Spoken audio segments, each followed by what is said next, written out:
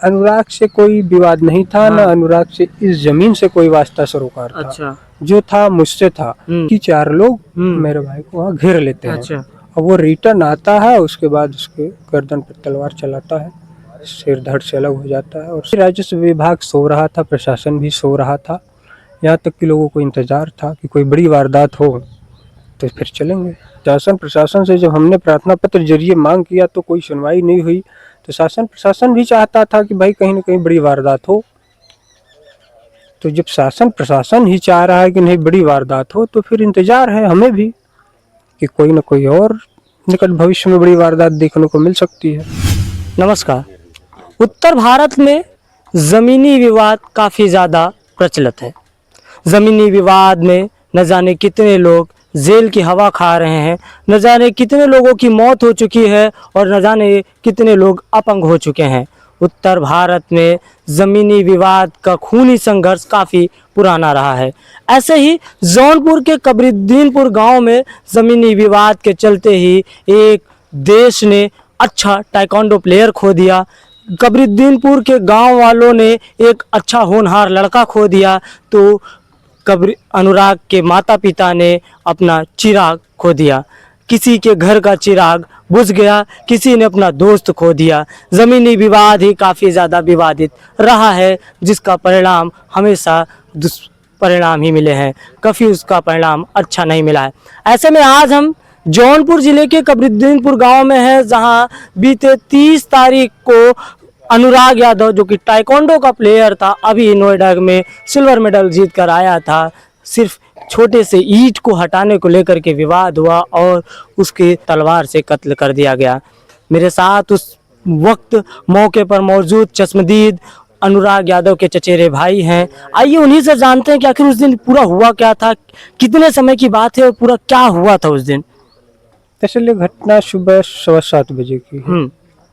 मैं और मेरा चचेरा भाई इसी रास्ते से, अच्छा, इस रास्ते से चाहेंगे, ये रास्ता दिखाइए आप। इसी रास्ते से आप लोग जा रहे थे? इसी रास्ते से खेत पर जाने के लिए निकले थे। तो ये आप देखेंगे यहाँ पर कुछ ईंटें बिखरी हुई हैं। इसी ईंट को वो 1-2 ईंट को हटाने लगा, रास्ते में था इसी वजह से।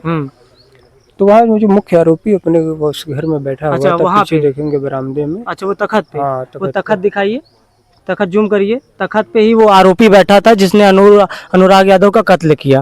उन्होंने मना किया कि वहाँ ईंट मत हटाइए, रास्ते में वैसे रहने दीजिए। तो मैंने विवाद को देखते हुए इसलिए हमने कहा कि भाई ईंट मत हटाओ, जाने दो, चलते हैं हम लोग। इतना वो कह के अपने घर जाता है। बैक साइड में देखेंगे कि पीछे उसका घर है, उसमें अपने परिवार के सदस्यों को बुलाता है, खुद हाथ में तलवार लिए, और जो भी जितने सदस्य हैं उसके सभी हाथ में तलवार, धारदार हथियार और असलहे, मतलब सभी के हाथों में अस्त्र शस्त्र थे। सभी के हाथों में अस्त्र थे। सब लोग लेकर के वहां से ललकारते। कितने लोग रहे होंगे लगभग? कुल मिला के 5 लोग थे। 5 लोग, और आप 2 लोग थे? हम 2 लोग थे। अच्छा। और वो तलवार लहराते हुए सबसे आगे वो मुख्य आरोपी ही दौड़ते हुए आता है। अच्छा। तो मैं थोड़ा सा आगे बढ़ा था, वो भाई यहीं पर था। अच्छा, यहीं पे। मैंने वेट किया कि हो सकता है थोड़ा करीब आएगा, फिर उसके बाद रुक जाएगा, डराने का प्रयास करेगा, वापस चला जाएगा।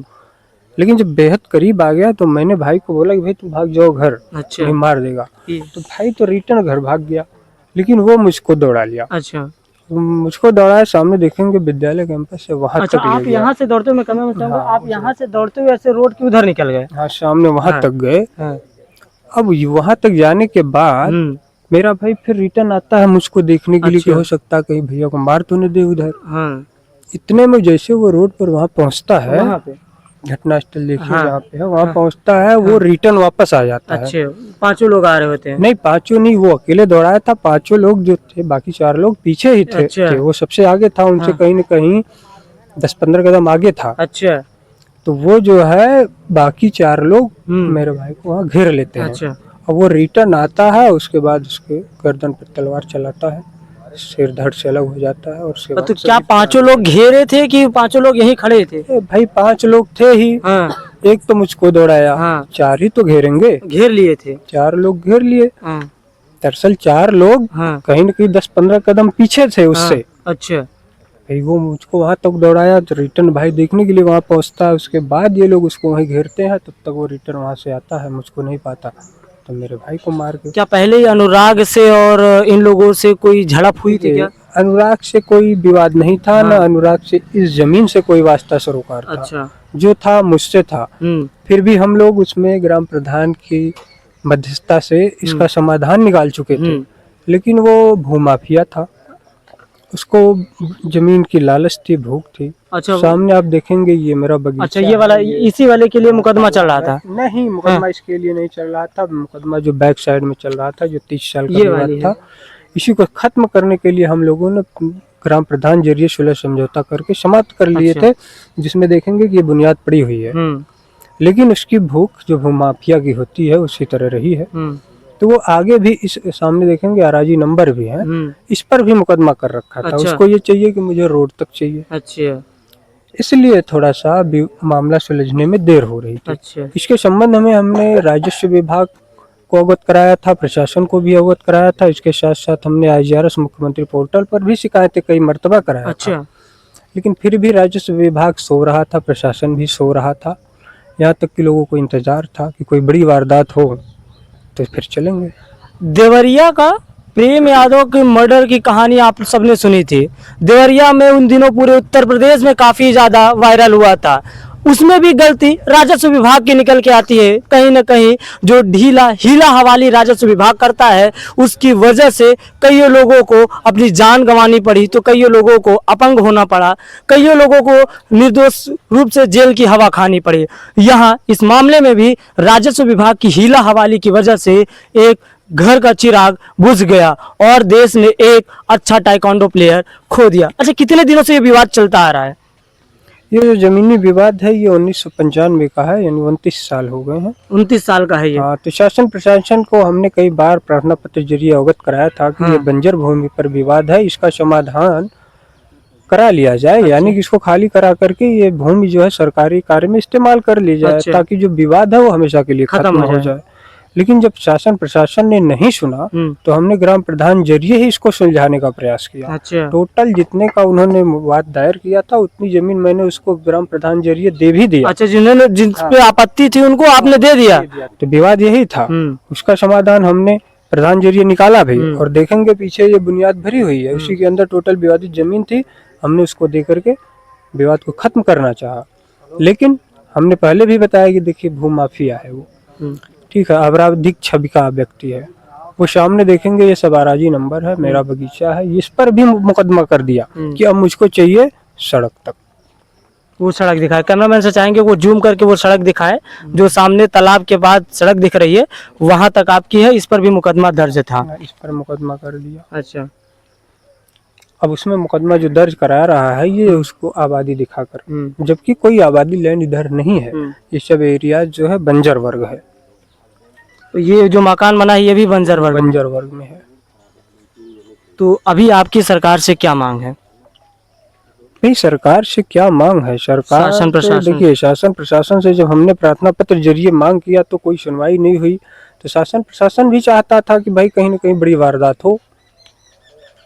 तो जब शासन प्रशासन ही चाह रहा है कि नहीं बड़ी वारदात हो, तो फिर इंतजार है हमें भी कि कोई ना कोई और निकट भविष्य में बड़ी वारदात देखने को मिल सकती है।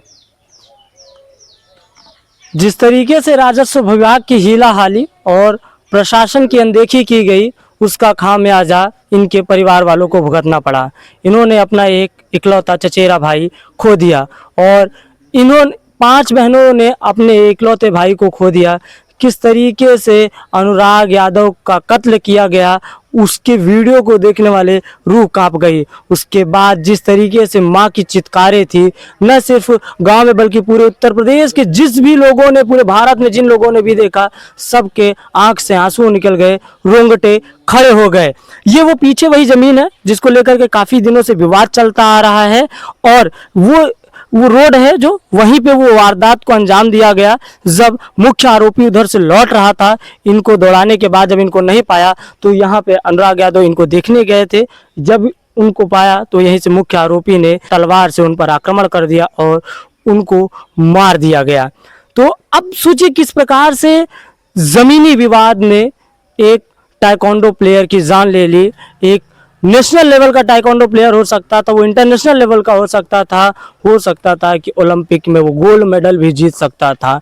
भारत देश ने एक अच्छा प्लेयर ही नहीं खोया, बल्कि इस क्षेत्र की जनता ने एक अच्छा लड़का और घर के माँ बाप ने अपना चिराग बुझता हुआ देखे थे। खबर पर आप क्या सोचते हैं? और भी अपडेट्स के लिए हमारे साथ जुड़े रहें। तब तक के लिए धन्यवाद।